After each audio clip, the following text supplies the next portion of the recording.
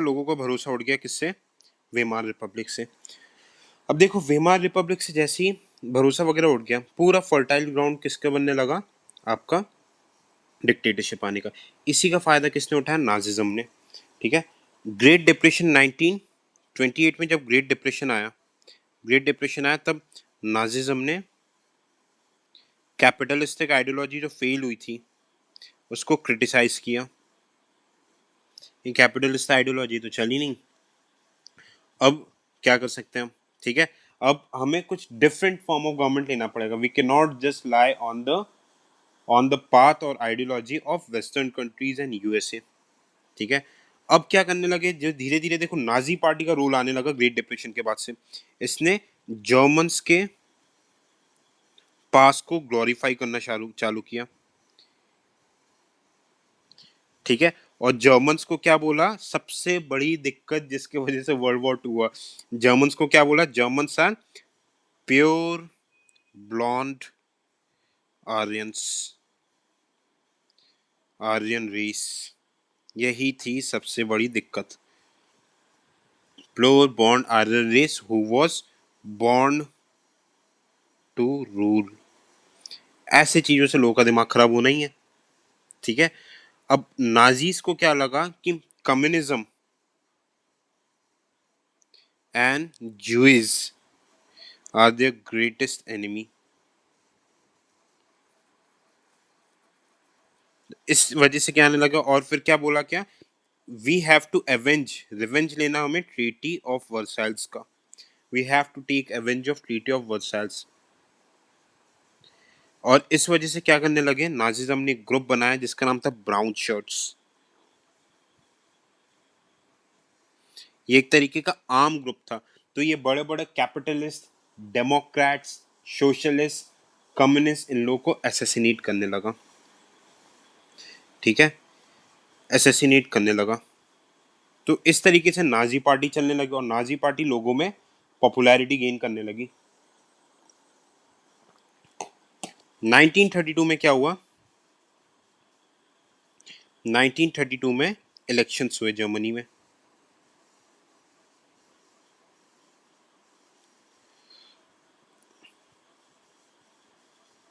Nineteen thirty two में Germany में elections हुए। No doubt Nazi single largest party बना, पर हिटलर इलेक्शन नहीं जीता। Hitler didn't won. Hitler election नहीं जीता। पर जो प्रेसिडेंट थे हिंडनबर्ग, उसने हिटलर को चांसलर बना दिया। क्यों चांसलर क्यों बनाया? क्योंकि हिटलर की पॉपुलैरिटी बहुत ज्यादा थी। वर्ल्ड वॉर 1 में ये सोल्जर था, सीजर विलियम्स के आर्मी में लड़ा था और इसको जर्मनी का चांसलर बना दिया। इसकी बहुत ही चैरिस्मेटिक पर्सनैलिटी और बहुत कन्विंसिंग पावर बहुत अच्छी थी हिटलर की। ठीक है। अब देखो धीरे धीरे धीरे धीरे हिटलर पावर में आने लगा। अब हिटलर ने क्या बोला कि प्रेसिडेंट हिंडनबर्ग को क्या बोला कि आप जर्मन पार्लियामेंट जिसको हम क्या बोलते थे? रिच स्टैग, इसको डिसॉल्व करो।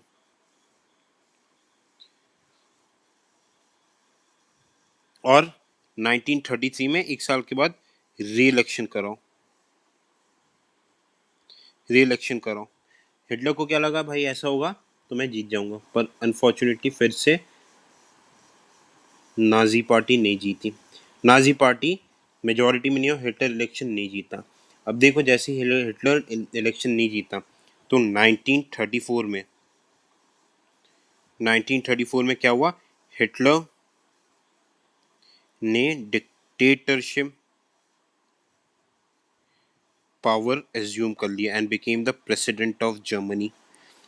और इसने जितने भी दूसरे ग्रुप्स थे, सोशलिस्ट पार्टी, कम्युनिस्ट पार्टी, सबको पूरी तरीके से बैन कर दिया। ठीक है। सबको पूरी तरीके से बैन कर दिया। और जैसे ही ये प्रेसिडेंट बना, सबसे पहले काम क्या किया इसने? लीग ऑफ नेशन से विड्रॉ मारा। हिटलर ने लीग ऑफ नेशन से, Nazi party I, league of nation से विड्रॉ मारा। फिर क्या किया इसने? राइनलैंड को राइनलैंड को मिलिट्रलाइज करने लगा, रीमिलिट्रलाइज करने लगा। अब यहाँ पे फ्रेंच आर्मी थी, फ्रांस जो सार वैली में जो कोल लूटा करते थे, तो ये लोग फ्रांस को कोल का शेयर देना बंद कर दिए। अब देखो इसी बीच क्या हुआ, फ्रांस ने हंगामा करना शुरू कर दिया। मैग्नेट लाइन पे भी जर्मनी आर्मी लगाने लगी। फ्रांस ने हंगामा करना शुरू कर दिया कि भाई जर्मनी ट्रीटी ऑफ वर्साइल्स को तोड़ रहा है। पर देखो ट्रीटी ऑफ वर्साइल्स 1919 में मतलब साइन की गई थी, अब 1934 आ गया था। लीग ऑफ नेशंस को लगा कि भाई यूएसए बाकी के कंट्रीज को क्या लगा कि यार 15 साल तो हमने लूट लिया, अब जर्मनी क्या ही करेगा, एक बार तो जर्मनी की हालत खराब, हमने बैंड तो बजा ही चुके हैं, तो अब जर्मनी क्या करेगा। तो league of Nations America Britain ने फ्रांस की बात को ध्यान से नहीं लिया। इसके वजह से धीरे धीरे धीरे धीरे जर्मन्स के पास वापस से पावर आने लगा। अब हमें एक और चीज पढ़नी है इसमें, आफ्टर हिटलर नाजीज की आइडियोलॉजी क्या थी।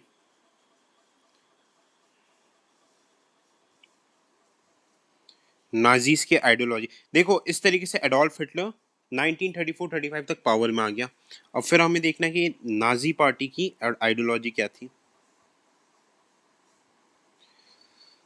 ठीक है, इनने क्या बोला कि there can not be against non, मतलब ये नॉन इक्वालिटी पे बिलीव करते थे।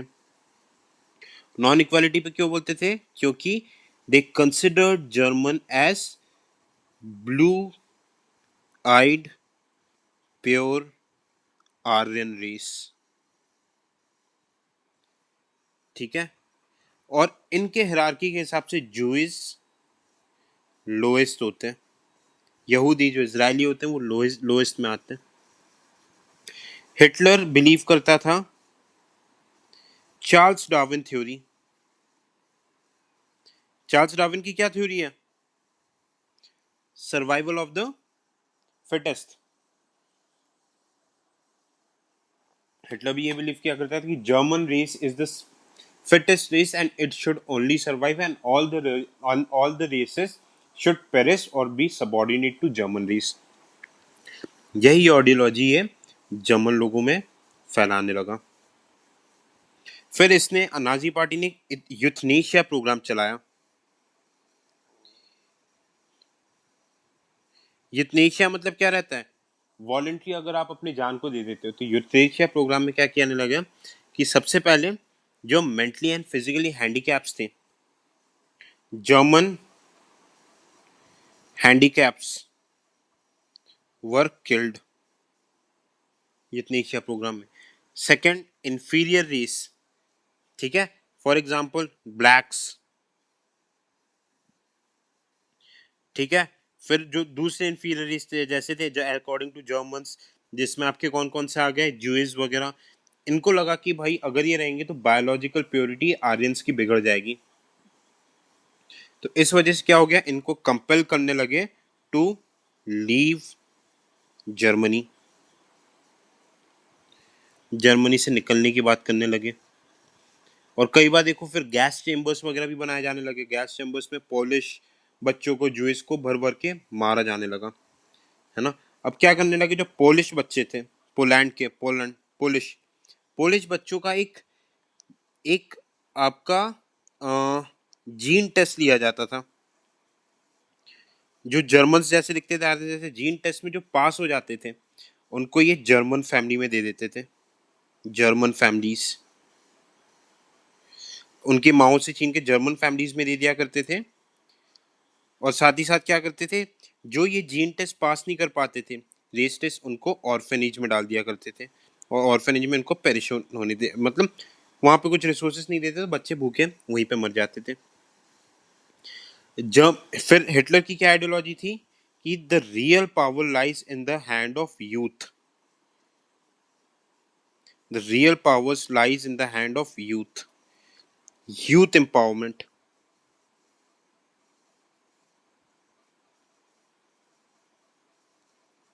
यूथ एम्पावरमेंट वगैरह पे फोकस किया जाने लगा। यूथ एम्पावरमेंट वगैरह पे फोकस किया जाने लगा, बोलता कि भाई बचपन से नाजी आइडियोलॉजी पढ़ाई जाएगी, नाजी आइडियोलॉजी जर्मन्स को। ठीक है, फिर इनको बचपन से जूइस को हेट करना सिखाया जाएगा। जो भी अपन ने अभी आइडियोलॉजी डिस्कस की बचपन से यही पढ़ाया जाएगा, है ना। फिर क्या जाएगा, हिटलर को वर्शिप किया जाए, Hitler became the God of Germany.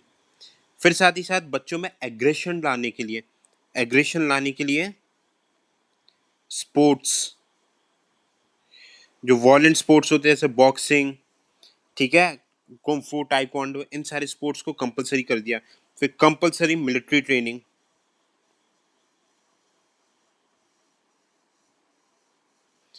Compulsory आज भी इसराइल में होती है कंपलसरी मिलिट्री ट्रेनिंग, जर्मन से ही सीखे। तो देखो यहाँ पे डेमोक्रेसी की कोई बात ही नहीं हो रही। एक टू मतलब देखो स्पोर्ट्स मिलिट्री ट्रेनिंग ऑटोमेटिकली क्यों लाया जाता है, to nurture spirit of violence. Violence का एक मतलब वो डेवलप करने के लिए ये होने लगा। ये पूरी आइडियोलॉजी हिटलर की नाजी पार्टी की थी। बात समझ में आई? ठीक है, तो हमने अभी क्या देखा, 1934-35 तक जर्मनी पावर में आ गया। अब हमें दूसरे कंट्रीज को देखने की भाई इन लोगों की क्या पोजीशन थी। दूसरे कंट्रीज का हमें समझना है कि इन लोगों की क्या पोजीशन थी। एक और भाई बहुत बड़ा रोल आएगा इटली का। इटली और राइज ऑफ फेसिज्म,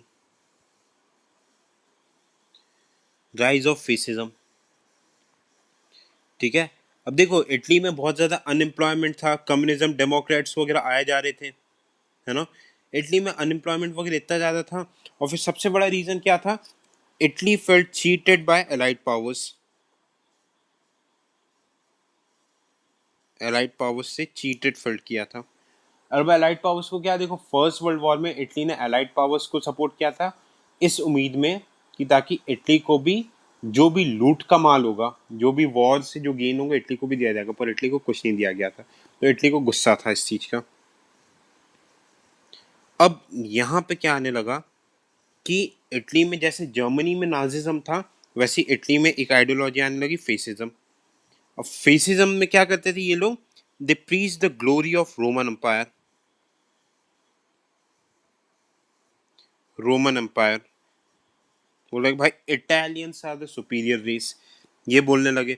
फिर ये क्या करने लगे, ग्रुप बनाया इन लोगों ने, ब्लैक शर्ट्स। जैसे जर्मनी में ब्राउन शर्ट्स था, ये लोग डेमोक्रेट्स, कम्युनिस्ट, सोशलिस्ट और मतलब आपका मोनार्की, इन लोगों को असैसिनेट करने लगे, टेरराइज करने लगे। अब इसी बीच क्या कर रही थी कि गवर्नमेंट साइलेंटली देख रही थी।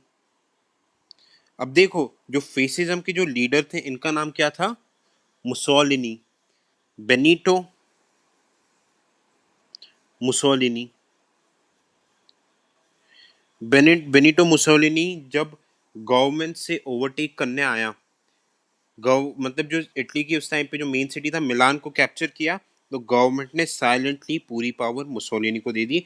And in 1926 Mussolini become the dictator.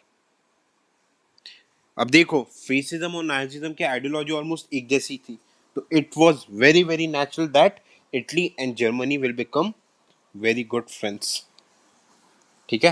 तो इस वजह से एक और एक्सेस बनने लगा, अब एक और पूरा माहौल बनने लगा वर्ल्ड वॉर 2 के लिए। भाई दोनों ही गुस्सा गुस्सा खा के बैठे थे ट्रीटी ऑफ वर्साइल से। इटली को लूट नहीं मिला, लूट का माल नहीं मिला, और जर्मनी को क्या हुआ, जर्मनी को पूरा जो बिल था जर्मनी के ऊपर ही वॉर का फाड़ दिया गया था, है ना। तो ये हमने क्या देखा, दो कंडीशंस, दो कंट्रीज आ गई वर्ल्ड वॉर 1 के बाद, नाजी जर्मनी हिटलर और ये बेनिटो मुसोलिनी फेसिज्म इटली, ठीक है।